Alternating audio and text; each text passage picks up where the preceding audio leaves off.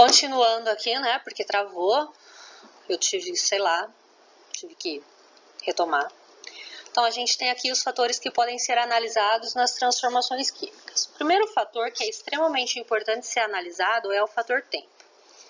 Se vocês pararem para pensar, na verdade o tempo ele é importante para tudo na nossa vida, né? E não seria diferente com as transformações químicas, afinal de contas a gente usa elas para muitas coisas na nossa vida. Lá no período colonial, pessoal, alguns países que ainda não tinham a ciência tão desenvolvida, eles usavam muito a cal, né, nas construções, né, na arquitetura, que a gente sabe que é um dos fatores mais importantes. Bom, acho que o professor de história vai saber falar melhor, mas a arquitetura ela é muito importante em todas as culturas. A gente consegue, a partir de um estilo de casa, dependendo do nosso conhecimento, a gente consegue identificar de qual parte do mundo aquela casa pertence. Por exemplo, se eu colocar aqui uma fotinho de iglu, que eu não coloquei, mas se eu colocar aquelas casinhas de gelo, ninguém vai achar que aquilo é uma casa no Brasil, né? Então, quer dizer, a arquitetura é extremamente importante. E a cal era usada na arquitetura.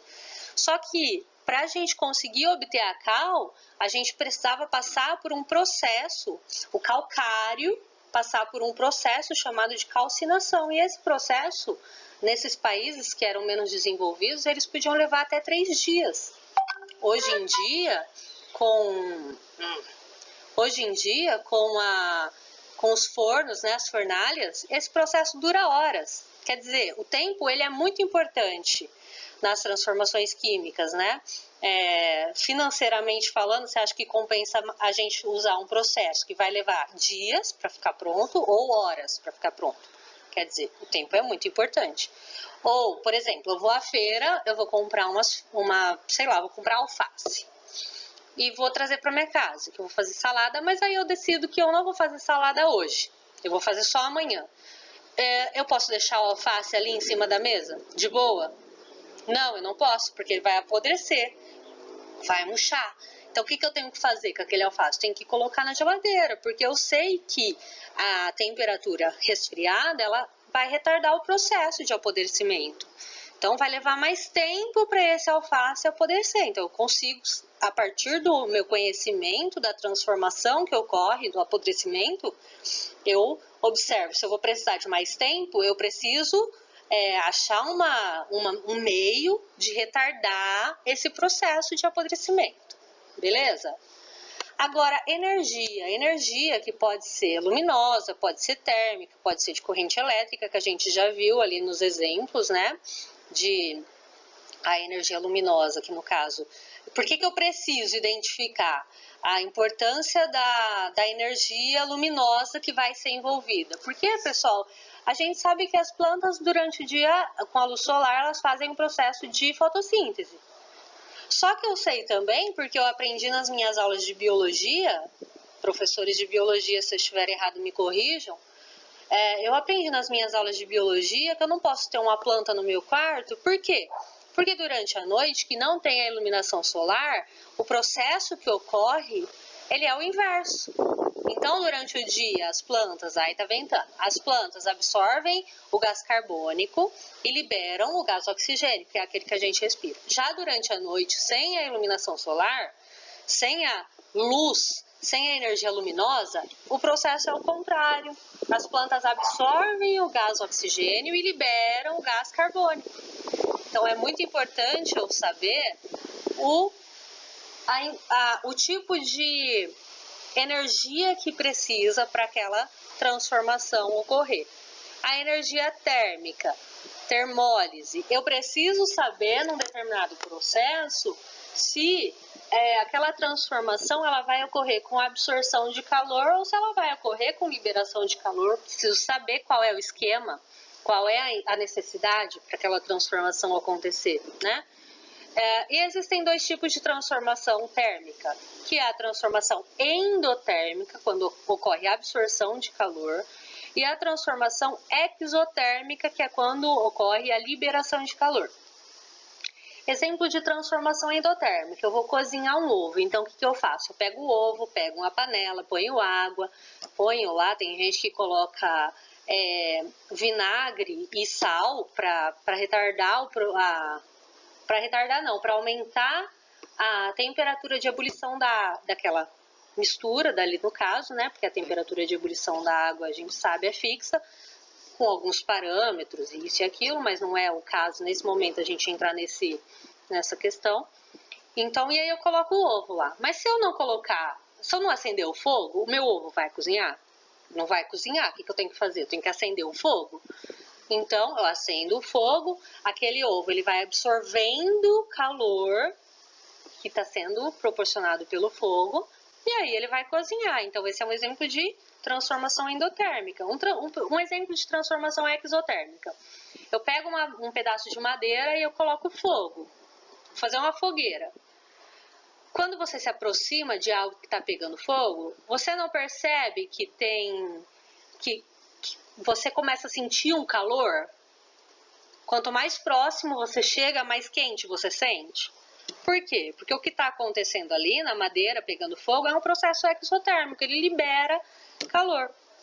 Tem mais um que é interessante a gente comentar, que ocorrem algumas confusões. Eu vou pegar um pouco de álcool e vou passar na minha pele. E daí o próprio vento, ou eu vou assoprar, o que vai acontecer? A gente sente resfriar o local onde estava o álcool. E aí, resfriou, é um processo endotérmico ou um processo exotérmico? Depende. O processo do álcool que vai evaporar é um processo endotérmico, ele absorve calor e aí eu sinto a minha pele resfriar, por quê? Porque o álcool está absorvendo o calor da minha pele. Agora, é um processo exotérmico da minha pele que está ali embaixo do álcool, que está liberando calor para o álcool, então, né? Mas o processo do álcool, quando eu passo na minha pele e ele evapora, é um processo endotérmico, ele absorve calor da superfície onde ele é colocado para evaporar, certo? A gente tem também revertibilidade. O que é revertibilidade? É quando eu consigo reverter uma reação. Então, eu tenho aqui os reagentes. Deixa eu desbloquear meu mouse improvisado aqui para eu poder escrever para vocês.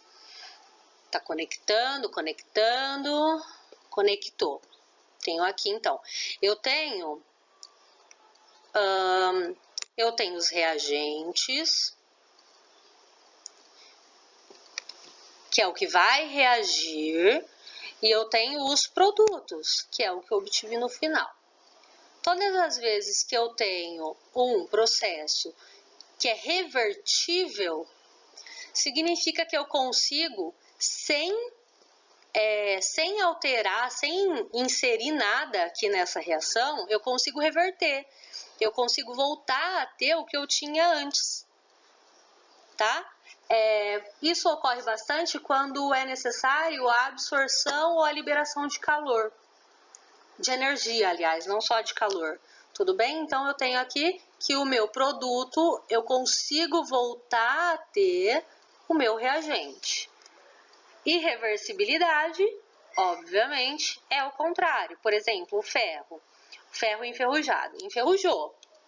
Eu consigo voltar a ter o ferro? Eu até consigo sem estar enferrujado, mas eu preciso inserir outras substâncias, eu preciso fazer outras coisas que não sejam somente aquilo que já estava acontecendo para voltar a ter o ferro sem a ferrugem. E aí a gente tem também o processo de reversibilidade, que é diferente de revertibilidade. Revertibilidade é quando eu consigo voltar a ter o que eu tinha antes. Agora, reversibilidade, a gente já está falando aqui de equilíbrio, que é algo que vai ser visto na terceira série do ensino médio. Tá? É quando, ao mesmo tempo, o meu reagente vira produto e o meu produto vira reagente. E eles ficam nesse processo, vocês vão ver mais pra frente. Tudo bem, pessoal? Ficou claro isso daqui? Porque a gente já está finalizando essa parte das transformações. Na próxima eu volto com complementações e com a parte